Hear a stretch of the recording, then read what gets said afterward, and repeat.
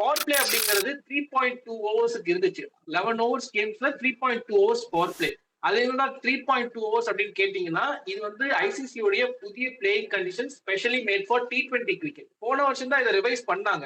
இதுக்கு முன்னாடி எப்படி இருந்துச்சு அப்படின்னு பாத்துட்டீங்கன்னா, பவர் பிளே அப்படிங்கறது இந்த ஓவர்ஸ்ல அப்ராக்சிமேட் பண்ணுவாங்க. இந்த ஓவர்ஸ்க்கு நடுவுல பார்ட் ஓவர்ஸ் நமக்கு வராது. பட் போன வருஷம் ஐசிசி என்ன சேஞ்ச் பண்ணாங்க அப்படின்னா, ஓவர்ஸ்ல வைக்காம பால்ஸுக்கு கணக்கு போட்டாங்க. அதாவது 120 பால்ஸுக்கு 30%, 36 பால்ஸ் வந்து பவர் பிளே அப்படின்னா 10 ஓவர்ஸ் அந்த கேம் குறைக்கப்படும் போது 18 பால்ஸ் 3 ஓவர்ஸ் இந்த மேட்ச் கான்டெக்ட்ல போட்டீங்க அப்படின்னா 11 ஓவர்ஸ், அதாவது 66 பால்ஸுக்கு 30% போட்டா 20 பால்ஸ் பவர் பிளே வரும். இது வந்து எப்படி இருக்கும் அப்படின்னு கேட்டீங்கன்னா, ஃபோர்த் ஓவரோட முதல் 2 பால் பவர் பிளேவா இருக்கும். அடுத்த 4 பால் வந்து நீங்க பாத்துட்டீங்கன்னா ஃபீல்ட் ஸ்ப்ரெட் அவுட் ஆயிரும். அப்பயே சிக்னல் பண்ணிடுவாரு. நீங்க வந்து ஃபீல்டர்ஸ் வந்து ரெஸ்ட்ரிக்ஷன்ஸ் இல்லாம 5 ஃபீல்டர்ஸ் நீங்க வெளியே வச்சுக்கலாம். சோ இப்படிதான் இருக்க போகுது. அதாவது ஓவருக்கு நடுவுலயே உங்களுக்கு வந்து பவர் பிளேவும் இருக்கும், அடுத்தடுத்த பால்ஸ் எல்லாம் வந்து அந்த ரெஸ்ட்ரிக்ஷன்ஸ் இல்லாம இருக்கும்.